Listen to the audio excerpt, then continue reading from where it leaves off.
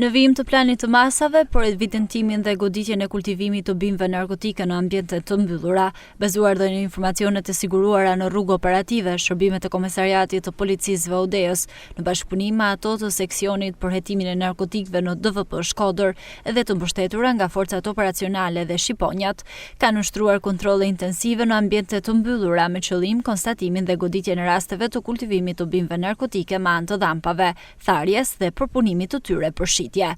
Në këtë kuadër organizua dhe u finalizua faza e 5 e operacionit policor të koduar neonët. Gjatë operacionit u arrestuan në flagrancë shtetasi AQ 31 vjeç banues në Shkodër dhe u shpallën në kërkim shtetasit GG 46 vjeç, LG 53 vjeç, EG 43 vjeç dhe MG 51 vjeç, të gjithë banues në fshatin Barbullush. Në vijim të operacionit u ndal edhe shtetasi FH 31 vjeç banues në fshatin Asht, AG 46 vjeç banues në fshatin Barbullush dhe ZN 27 vjeç banues në fshatin Maliushit, punonjës të OSHE për veprën penale shpërdorimi detyrës kryer në bashkëpunim. Nga kontrollet në dy ambientet banesa në fshatin Barbullush, të përshtatura për kultivimin dhe tharjen e bimëve narkotike kanabis, shërbimet e policisë gjetën dhe sekuestruan në cilësinë e provës materiale 583 bimë të dyshuara narkotike kanabis, 7 kg me 490 gram kanabis, 307 pajisje elektrike që shërbejnë për kultivimin e bimëve narkotike dhe 3 celular.